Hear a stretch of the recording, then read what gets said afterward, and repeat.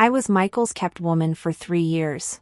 When I heard that his first love was about to return to the country, I packed my luggage and left before he could kick me out.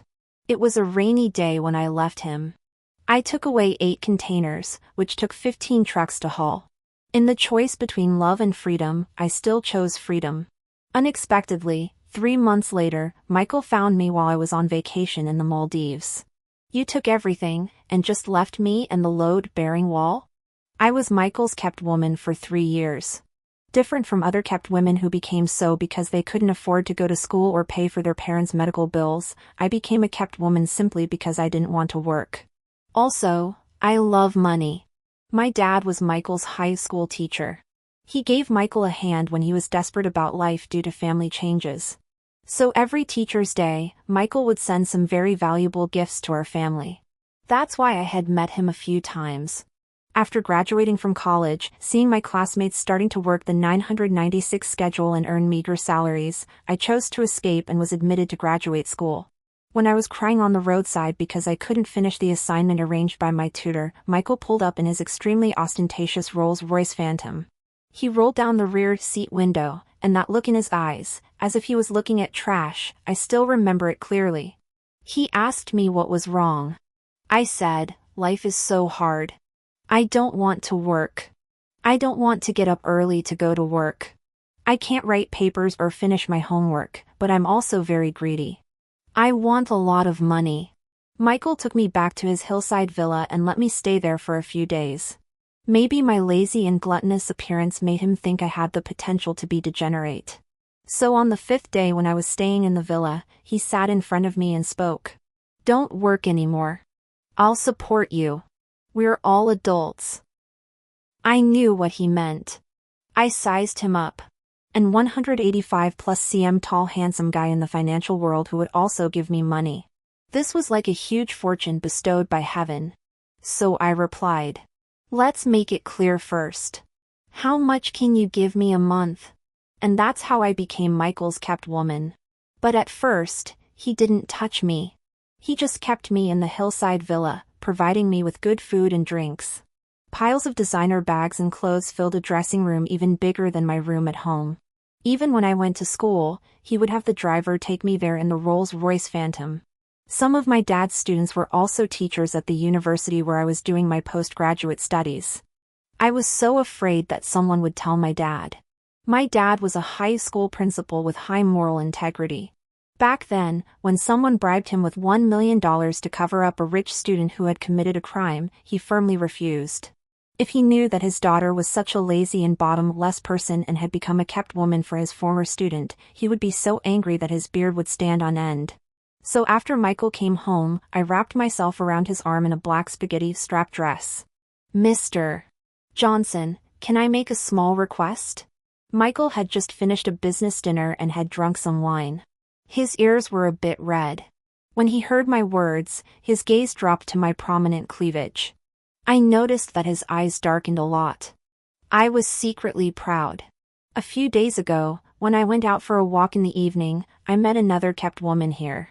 She had an hourglass figure, dressed sexily but not vulgarly. When she saw me in jeans and a big t-shirt, she immediately condemned me for not looking like a kept woman at all. She took me into her house and picked out a few battle suits for me. What is a kept woman? It's also a profession. You're like a general going to war without armor or a student going to an exam without a pen. Forgive me for not being far-sighted before. I thought being a kept woman was an unmentionable profession. I didn't expect this sister to understand this profession so thoroughly. Maybe seeing that I still didn't fully understand, the pretty sister said again. But we kept women also have principles. We definitely don't go after married men. We don't do things like destroying families. The pretty sister compared the clothes on me. Making a career is also about making money, and getting money from men is also making money. You need to improve your ability and try to squeeze every cent out of your sugar daddy, you know? I nodded, took her dresses, and went home to get myself ready. Wearing the sexy black long dress, I waited for Michael. Seeing that he just stared at me without answering, I cursed him in my heart as an old lecher, and then shook his arm and pleaded. "Will you promise me?" Michael looked at me. Speak. Can we keep our relationship a secret? I'm just lazy and love money, but I don't want my family and people around me to know that I'm a kept woman. I don't know if it was my imagination, but after I said this, Michael's expression changed a bit. He didn't answer me. He just snorted and then went upstairs to his room on his own. But the next day, the driver didn't take me to school anymore. I just assumed he had agreed. Michael was a really good sugar daddy. He gave me an affiliated gold card of his and said, "You can buy whatever you want."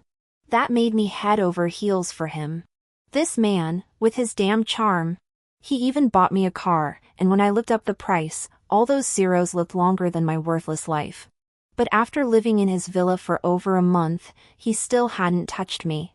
Not even touched, he hadn't even slept in the same bed with me. As time passed, I started asking the housekeeper around the villa whether Michael might have some unusual preferences. Like, maybe he preferred men, and I was just a smokescreen. The housekeeper said he didn't, but then she turned around and ratted me out to Michael. "Mr. Johnson, that treasure you're keeping hidden in your golden cage suspects your sexual preference isn't for women." That very night, Michael showed up in my room around midnight after a dinner meeting, smelling faintly of red wine and carrying that distinct scent of adult male hormones. He leaned over, pressing me down, and undid his tie with one hand. I'd only had a 2-day puppy love back in high school before my dad broke it up. I hadn't even held hands. I'd never seen anything like this before. I wrapped my arms protectively around my chest. "Mr. Johnson, I'm sorry. I'll never talk nonsense like that again. Please, don't hold this trivial mistake against me and just let me go." His gaze was hazy, captivating, as he looked at me and let out a soft chuckle. "Let you go?" he said. "If you hand over the most precious thing you have to me, I might consider not being angry." Hearing this, I panicked instantly. But seeing how forceful he was, I didn't dare refuse. Trembling, I reached out and pulled the gold card he'd given me from beneath my pillow. Tears welled up in my eyes as I presented the immense wealth I hadn't even warmed to yet. "You lied. Woo-woo. You said all this money was for me." Michael stared at the gold card in my hand. I don't know what dissatisfied him, but his expression actually turned quite ugly. He held that position for a long time before angrily snatching the gold card out of my grasp, tossing it to the floor. Then he got up, straightened his clothes, and walked out. I sat up straight. "Mr. Johnson, what's wrong?" He seemed to grind his teeth before harshly spitting out 2 words. "Went soft." I'd been Michael's kept woman for 3 months, taking a huge sum of money from him every month. But he still hadn't touched me. When my pretty friend found out, she started lecturing me again. "What kind of terrible kept woman are you? You're failing spectacularly." I really didn't see the problem. He gives me money, I take it. I don't have to do anything. This is my dream job. Do nothing and get paid a fortune, easy. My pretty friend's perspective was completely different, though. There's a transactional relationship between a kept woman and her benefactor, right? He gives us money, we give them something. She struck a particularly alluring pose. We provide them with pleasure. If you can't provide that, he'll find someone else, and your money will vanish. Hearing that, I couldn't accept it. How could he take my money back? So I spent 2 days learning the art of seduction from my pretty friend, mastering every detail inside and out. Then I called Michael. "Mr. Johnson, could you come back tonight? Please?" I put on the sexy lingerie my pretty friend bought me and a semi-sheer lace robe. I set up a candlelit dinner on the 2nd floor garden terrace, even swapping out the incense for a specially scented, aphrodisiac type. All ready for Michael's return. At 11:30, the Rolls-Royce Phantom drove slowly into the garage. Though Michael had never touched me before, he was still a man of capital. He used to ask me to massage him. So this time, after he entered the study, I started trying to entice him. Wearing a seductive little skirt, I minced into the study on small steps. When he looked up, I gave him my best charming smile. He just rolled his eyes at me. "Are you feeling unwell?" I let the silk robe slip off one shoulder and pointed towards my chest. "Sweetie feels uncomfortable right here." His expression seemed to grow even stranger. But my pretty friend told me men could be contradictory creatures. They actually liked it when women made the first move. So I spun around, stumbling into his arms, wrapping my arms around his neck, looking deeply into his eyes with heartfelt affection. I felt his entire frame stiffen. He asked, "Sophia, what exactly are you trying to do?" I winked at him and said, "I've spent so much of your money. You should pay off your debt in kind, right? We're all adults. I've been so proactive. If Michael still remains unmoved, it won't do either of us any good." That night, the bedside lamp in the room stayed on late. The next day, Michael went to work full of energy. I slept until afternoon and then went to see Emma, supporting my aching waist. Emma was quite satisfied and said, "Not bad. It's very effective." After I had given something in return, I felt more at ease spending his money. I lay in bed shopping online until my eyes got sore before I stopped. When I fell asleep, the shopping page on my phone was still lit up. Late at night, Michael came back from outside and walked into my room. He approached me from behind, took my phone away, and then pressed on me. I was half asleep and wanted to push him away. "I'm sleepy." Michael kissed my earlobe. "I'll clear your shopping cart." I thought of the 3-pound gold brick in my shopping cart. The hands that had just been resisting instantly wrapped around his neck gently, and I offered a kiss actively. "Oh, my sugar daddy, do whatever you want to me." I thought I just had to get through these 2 days. But I didn't expect that once a man has tasted the forbidden fruit, he'd never stop. After half a month of continuous cultivation, I no longer believed the saying that there's no bad land, only an exhausted ox. Michael, this ox, doesn't seem to know what tiredness is. So, one night, when Michael climbed onto my bed again, I pushed him away with a look of despair. "Please let me go. I'll spend less money in the future." I've been Michael's kept woman for 3 years. With his financial support, I could focus on my research with my tutor. I was Michael's kept woman at night and followed my tutor to study intelligent technology during the day. I've maintained this kind of life for 3 years. Thanks to all the money I've gotten from Michael over the years, I've become more confident. My dad is a high school principal. He's an honest man, so his income isn't high. A few years ago, my mom was ill and hospitalized. Besides working at school, he had to go to the night market to sell fried noodles. In just 1 year, his hair turned white from overwork. When he went to a class reunion, some of his classmates who were not as successful as him but made money through improper means laughed at him. Knowing his situation, his students, including Michael, had offered him help both openly and secretly. But my stubborn dad refused all of them after he found out.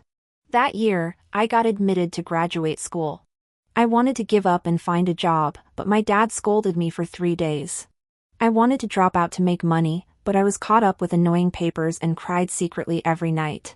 Fortunately, Michael became my sugar daddy. I could send a few thousand yuan home every month. I didn't dare to send too much. My dad knows my capabilities. If I sent too much, he'd definitely think I was involved in something bad. Well, it's actually not far from the truth. After I graduated from graduate school, I gave my family 100,000 yuan at once. My dad and mom's eyes widened in surprise. I patted my chest and said, "When I was in graduate school, I partnered with my classmates to start a company, and now it's making money. Dad, you don't have to go to the night market to sell fried noodles anymore." From that day on, my dad, the high school principal, no longer smelled of the night market fumes. There was a period when Michael went on a business trip abroad, and I went home more often. One day, I just came back from dinner with friends. When I got home, I was shocked to find Michael, who was supposed to be on a business trip abroad, suddenly in my home. He was wearing an apron, helping my dad in the kitchen. I was standing at the entrance, thinking about how to slip away quietly when my mom came out of the bedroom. Seeing me, she quickly called me. "Where have you been fooling around? I called you, but you didn't answer." I went to a trendy new restaurant with my friends. I was wearing a crop top at the moment. Michael glanced at me briefly, and I instantly felt a chill down my spine. Because half an hour ago, I had sent him a photo of myself reading in his study, saying that I missed him so much that I could only go to the study to think of him. Half an hour later, I came back from fooling around and met him at home. And it wasn't even the home I shared with him. I prayed in my heart, hoping that Michael would keep our relationship a secret as promised. Seeing me staring at Michael, my dad clicked his tongue. "Don't just stare. You should remember this is my student, Michael Johnson, your senior Michael. You met him a couple of years ago." Only then did I remember that Teacher's Day was the day after tomorrow. Since I was in junior high school, whenever Michael had time, he would come to see my dad. Even when he was busy, he would have his assistant send gifts. Seeing that Michael didn't say a word, I knew he would keep his promise. I greeted him with a smile. "Hello, Senior Michael." He just gave a faint grunt, as if he really didn't know me well. I pouted and thought, sure enough, he's a capitalist. He's really good at pretending. After dinner started, I sat across from Michael. For a moment, I felt a bit dazed. I recalled that when I was a teenager, I also sat across from him like this for a meal. But at that time, I really didn't know him. Before, Michael would come to see my dad, but I didn't have much contact with him. The reason was simple. Michael was only 5 years older than me. When my adolescent girlish heart started to sprout, I would subconsciously avoid some opposite-sex people. The first time I saw him was when I was in the 3rd year of junior high school. I was still a skinny girl with acne on my forehead, while Michael was already a tall and handsome college student. I would blush shyly when I saw him. When he came to my house for a meal, I felt extremely uncomfortable sitting across from him. I tried my best to make myself look ladylike. But the more I tried, the more awkward I became. Later, whenever he came, I would make an excuse to go out to reduce the chance of meeting him. But on one hand, I was avoiding him, and on the other hand, I was looking forward to seeing him. When I was in the 2nd year of senior high school, I saw his photo in a financial news for the first time. He was the young master of a super rich family, while I was just an ugly duckling. All the little feelings I had for him during my adolescence were extinguished. But after a few years, at the age of 25, sitting across from him, I saw the strong and well-defined arm muscles under his rolled-up shirt sleeves and his good-looking profile. I also remembered the way we were intimate at night. Although I knew I was just his kept woman, at this moment, I shamelessly felt my heart racing. Maybe noticing my gaze, Michael, who was talking to my dad, suddenly glanced at me. Then he picked up a piece of meat and naturally put it into my bowl. My dad, my mom, and even Michael, the culprit, didn't show any reaction. But I was so startled by his small gesture that I choked. Afraid of being discovered by my parents, I coughed and said, "Cough, cough, thank you, Senior Michael, cough." My mom slapped me on the back and said, "Don't cough towards the table when you're coughing." My dad also clicked his tongue and said, "You're such an adult, but still acting like a child. When will you be as good as your Senior Michael?" I kept coughing, and tears came out. I secretly glanced at Michael. He was calm, with a faint smile on his lips, looking at me leisurely. I quickly finished my meal and made an excuse to go back to my room. I took my phone and complained to a pretty girl about this. I hadn't told anyone that I was Michael's kept woman, so I could only talk to the pretty girl whenever something happened. I was lying on my stomach on the bed typing when the door was opened from the outside.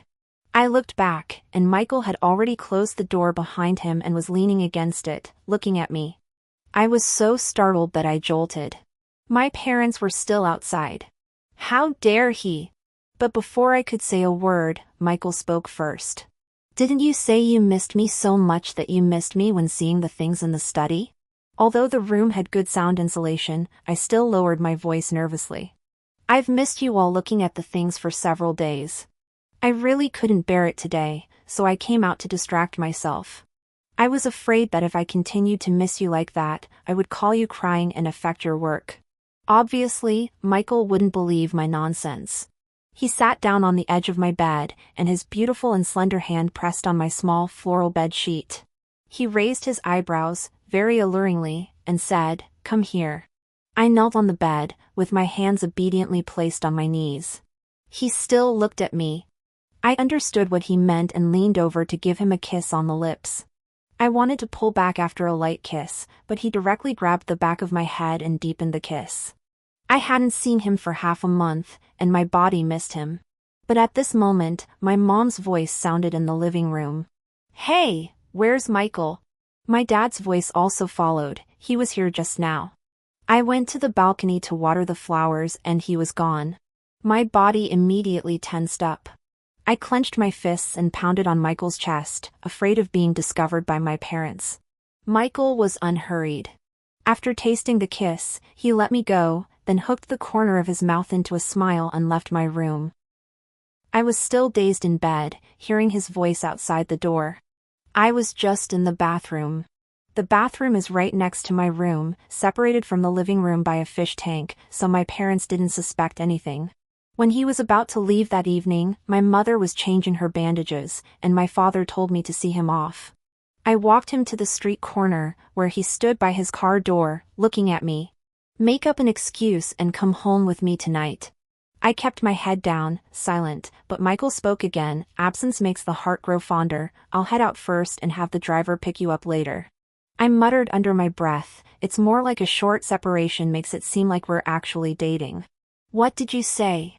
I instantly put on a sweet smile, looked up at him, and said, "I said Michael, you're so considerate." He reached out and pinched my cheek. "Call me Michael from now on." Outwardly, I smiled sweetly, but inside, I rolled my eyes sky high. Rich people really have some strange quirks. I worked diligently as Michael's kept woman. Because this profession wasn't exactly legitimate, I couldn't bring myself to mention it to anyone else. As for my income, I'd saved up a few million from Michael, but I couldn't tell my family about it either. I had to secretly stash it away in my savings. My goal was to save up 10 million and then quit. I'd lived in this villa for 3 years, and the wives in the neighborhood had gotten to know me well. Occasionally, they'd invite me to their wealthy wives' gatherings, but I always politely declined. For 3 years, I only befriended a close friend. One night, after Michael heard about it from Emma, the housekeeper, while I was giving him a massage in the study, he asked me directly, "Why don't you join Mrs. Zhang and the others for afternoon tea? I heard from Emma they've invited you several times." Mrs. Zhang was the wealthy wife from next door, living a life of luxury. She married her husband, who was 8 years older, right after graduating, perfectly illustrating how the first half of her life was spoiled by her parents and the second half by her husband. And then there was me. What a joke. How could a greedy kept woman dare to step into the circles of wealthy wives? I flashed him a sweet smile. "I prefer solitude naturally and don't enjoy those kinds of events." Michael let out a knowing "oh" and raised an eyebrow at me. "Prefer solitude, huh? Then stop going out to bars and clubbing." I just stayed silent.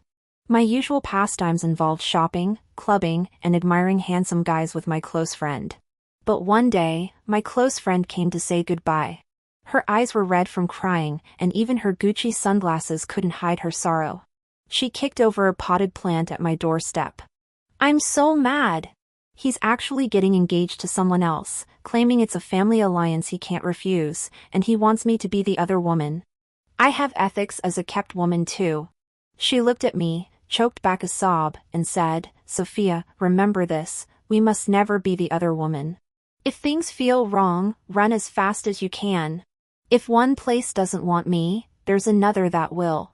Her benefactor was in the jewelry business, and she just dragged her huge 30-inch suitcase, packed full of jewels, out of that villa with flair. When Michael returned that night, I lay in his arms, recalled this incident, and mentioned it casually. Everyone in the neighborhood knew my close friend was a kept woman, and I was testing Michael out. Michael paused for a moment, pulled the blanket over my exposed shoulder, and said, "David was just in it for fun from the start, so this outcome is actually best for both of them."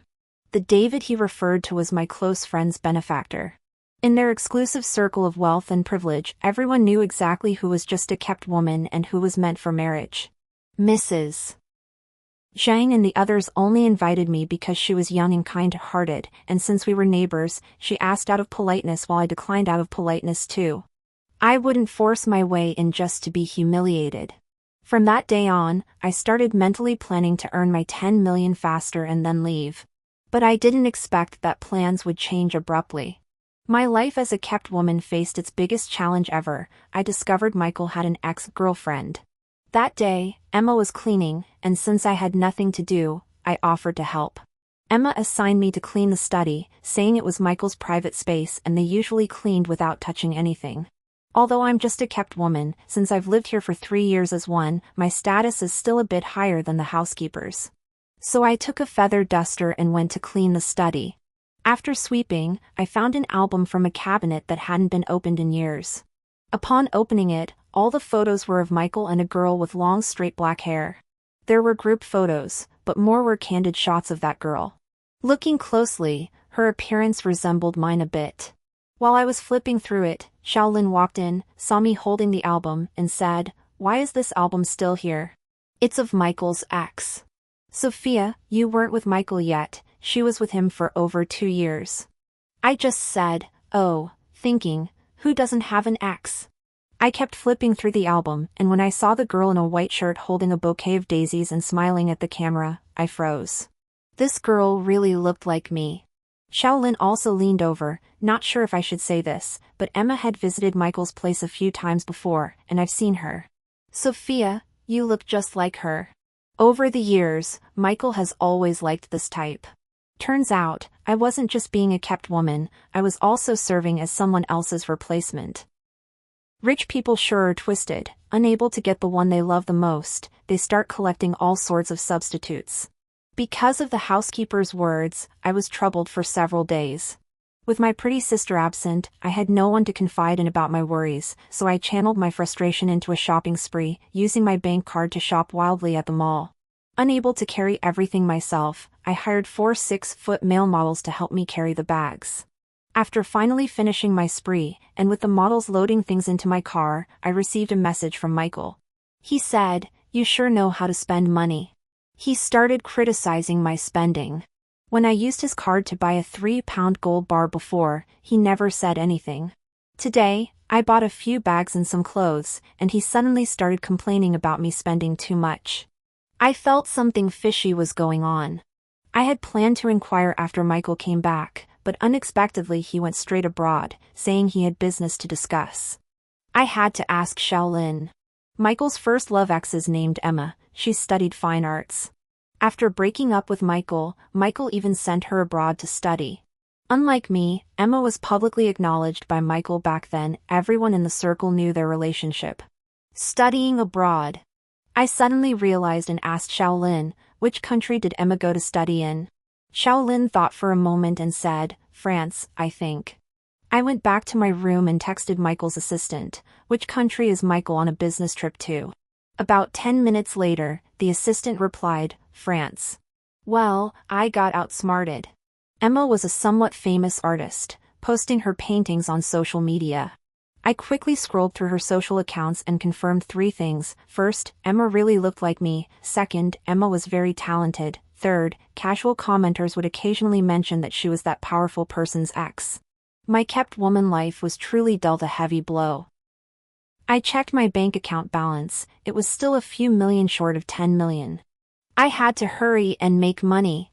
While I was quietly working hard to spend money, cashing out the funds from Michael's supplementary card he gave me, unexpectedly Michael and Emma progressed faster. On the day Michael told me he'd be working late, Emma posted something suggestive on social media. The caption read, "Feeling new romance with an old flame." She posted a photo of herself dining at a restaurant, with only a corner of the man opposite visible, but fans quickly dug out that the clothing matched what Michael wore at recent events in France. After seeing that post, I immediately called Michael.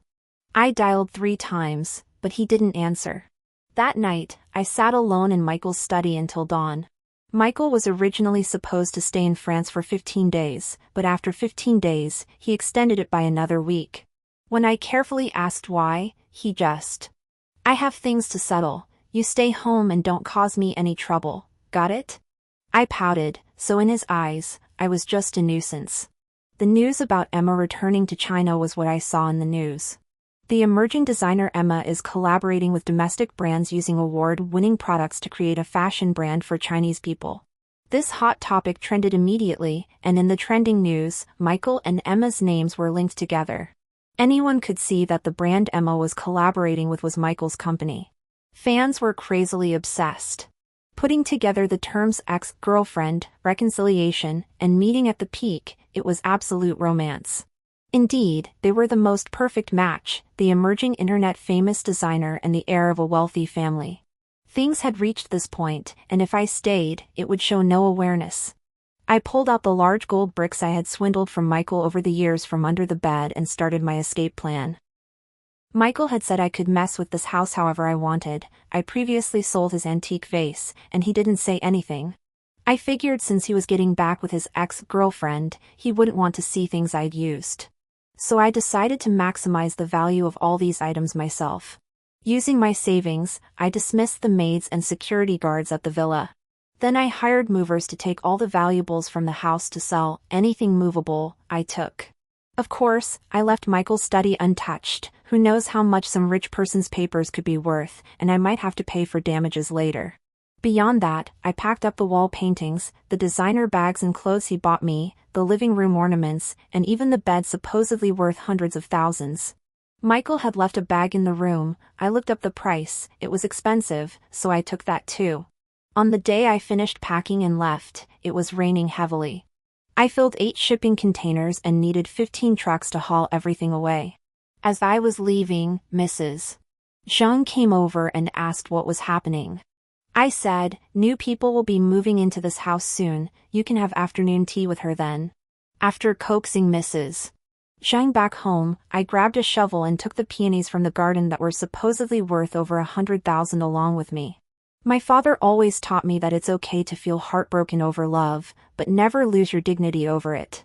Between love and freedom, I still chose freedom. I sold everything I could and finally completed my $1 million plan. I sent my parents a large sum of money, still too scared to tell them about my relationship with Michael, but I gambled that he wouldn't do anything to my dad.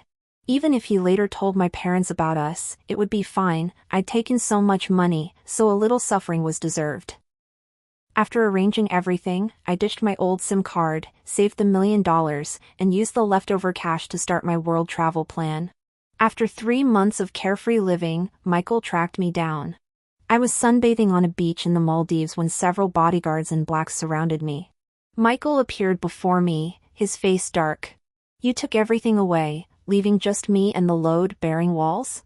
He tied me up and hauled me into his Maldives villa. Bound like a sack and dumped on the bed, I struggled frantically. "This is kidnapping. If you don't let me go right now, I'm calling the police." Michael poured himself a glass of wine, sat calmly on the couch, and watched me squirming like a worm on the bed. "Go ahead and call, but first let's tally up all the things you took from that house and what they're worth." Feeling guilty, I stayed quiet. Michael's expression was terrible. He looked genuinely furious. I couldn't help muttering, "Are rich people always this stingy?" What I took was only a drop in the bucket for him, yet he chased me all the way to the Maldives. "Sophia, oh Sophia, you've really outdone yourself. I go on a business trip and you tear down the house." He gritted his teeth, looking like he wanted to rip me apart. When I got home and saw the place, I was stunned. I thought I'd bought a new place and forgotten to decorate it. "Without your room, it's huge, too huge to feel like home. How did I ever mistreat you? How could you leave so heartlessly, abandoning me and the load-bearing walls?" Michael looked truly frantic. I felt like he didn't want wine but my blood.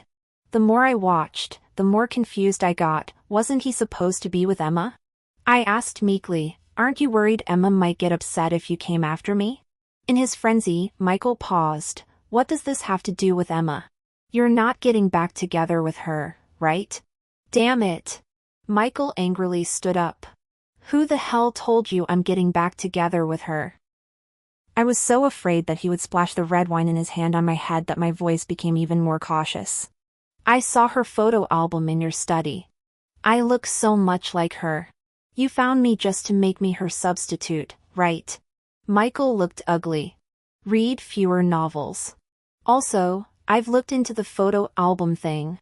It was Emma who took Emma Wilson's money and deliberately put that photo album there for you to see. Only then did I remember that Emma seemed a bit off during that time. I thought for a while and then asked, she also posted on social media. The man opposite her was wearing the same clothes as you. Michael was even more speechless. Do I wear a unique robe that only one exists in the world? I wore that suit to an event the day before, and it was even on the news. She found a similar suit and made a man wear it just to deceive a brainless person like you. I thought about it and it seemed to make sense. I felt even more in the wrong. But I still stubbornly said, "But you didn't answer my call." Michael was so angry that he laughed. "If I were your dad, I'd break your legs. Are you like a kindergarten kid who doesn't know about time zones?" Me? I was scolded by Michael for no reason and curled up on the bed silently. But Michael seemed still not satisfied. He finished the red wine in one gulp, then sat on the edge of the bed and looked at me. "I'm really curious. You scraped off the wall murals and took them away, and you even uprooted the peonies in the yard. Why didn't you just kick me out instead of leaving?" I felt a bit wronged and whispered, "The house is in your name." Now it was Michael's turn to be speechless. He clenched his back teeth to control his anger. "You also took my driver's license." "Aw. I didn't take it." I first denied it, then remembered that I took Michael's bag when I left. I immediately widened my eyes. Could it be in that bag? Michael endured his anger. "What do you think?" I quickly admitted my mistake. I really didn't do it on purpose. I just thought the bag was valuable. I didn't expect your driver's license to be in it. "Where's my bag then?" I paused and stammered before saying, I sold it at a second-hand luxury store." Michael's face turned completely dark. "Tell me, how do you want to die?" Michael tied me up for a long time and took the card with my savings. Before, I endured it when he pinched and grabbed me, but when I saw him take my card, I couldn't hold it in anymore. I cried miserably. "Michael, let go of my card. If you dare to touch my card, I'll kill myself." Unexpectedly, Michael was even more ruthless. "If you die, I won't even burn paper money for you. You'll be poor in the afterlife and have to work 996 for Hades." What a cruel capitalist. After seeing me calm down, Michael spoke again. "Now tell me, why did you leave while I was on a business trip?" "I've been with Michael for 3 years. We should part on good terms. It was really my fault to leave without saying goodbye. But it should still be okay to clarify things now." I looked at him and said, "Mr. Johnson, I'm just the caged bird you've kept. When you're going to get married or have someone you like, I'll definitely leave. I also have my dignity. I can't just stick around." Who knew that as soon as I started speaking, Michael interrupted me. "Wait, who do you think is keeping who?" "You're keeping me." "Sophia, what's in your head? When did I ever say that our relationship was about keeping? I'm seriously in a relationship with you, and you think of me as your sugar daddy? But you never made our relationship public. I don't know who said at the beginning that I shouldn't make our relationship public and not let the driver pick you up because it would have a bad influence on you. It was really me who said that." I then said, "But you gave me so much money." Michael showed a domineering CEO's sneer. "I have plenty of money. What's wrong with giving you some to spend?" This damned domineering attitude. So, I was never Michael's caged bird? We've always been in a relationship? Michael tied me up and brought me back to China and took me to see my parents. Obviously, he had already told my parents what had happened. As soon as I entered the house, my dad had a straight face. "Kneel down." I shivered and knelt down immediately. But I didn't expect that Michael also knelt down with me. He said, "Teacher, I was the one who fell for Sophia first. I've been keeping an eye on her all these years. That's why I took her home when she was in trouble. It's all my fault. I got into a relationship with her in a muddle and never had the courage to tell you. All of this is on me." My dad had never taken money from others even in the toughest times, but I accepted Michael's help and took so much money from him. It's only natural that he was angry. When I was punished to kneel, Michael stayed with me. In the end, my dad had no choice but to let us go. He gave the rattan cane he used to beat me to Michael. "My daughter is being childish. Help me discipline her," which was like giving his approval for me to be with Michael. I went back to that villa with Michael. He had retrieved many of the things I'd sold, and for those he couldn't find, he bought new ones. My knees hurt after kneeling all day. I sat on the sofa and asked the newly hired nanny to apply medicine to my knees. Seeing him sitting across from me with a cold face, I tried to ease the atmosphere. Haha, the excuse you made up to my dad was really good. He really believed you'd liked me before. Michael's look could kill. I was telling the truth. Me? I'd just put my foot in my mouth. Michael, do you think I'm the kind of guy who would just pick up a random woman off the street and live with her? I didn't say a word because that's exactly what I'd thought.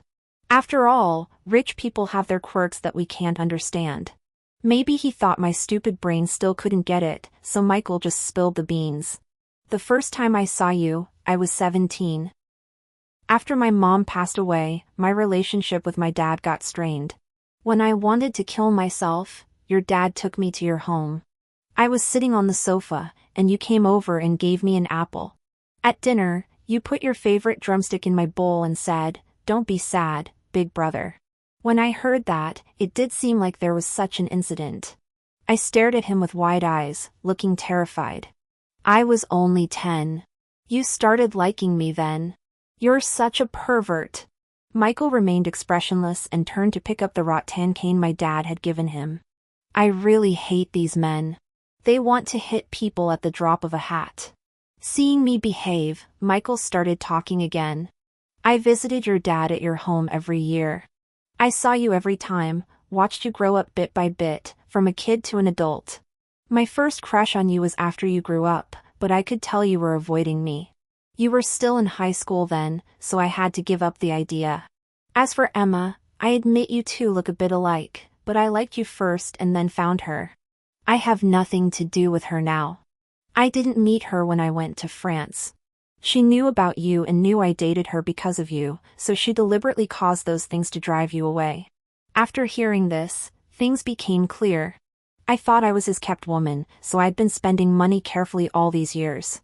I only dared to buy a 3-pound gold bar, not the 10-pound one. At night, Michael, fresh from the shower, sat on the edge of the bed looking at me. When I came back and saw the house empty, I thought I'd really lost you. First, let's be clear. How much will you give me a month? I love you, so I was afraid to face the fact that you were with Emma. He smiled. Didn't you say you loved me? Why didn't you fight with Emma for me? I coughed lightly. Isn't love about letting go? Michael got up to get the rattan cane again. Hey, let's talk it out. I grabbed him, flipped him onto the bed, and kissed him randomly. Mr. Johnson, the night is short. Don't waste it on other things. After realizing I wasn't his kept woman, I went to buy a 10-pound gold bar the next day. Michael looked down on me for that. That night, he gave me the property certificate of the villa. I've transferred the house to you. If you want to break up later, just kick me out. It's tiring for you to move things. I hugged him, touched. Woo-woo, Mr. Johnson, you're so good to me. He corrected me. Call me senior brother.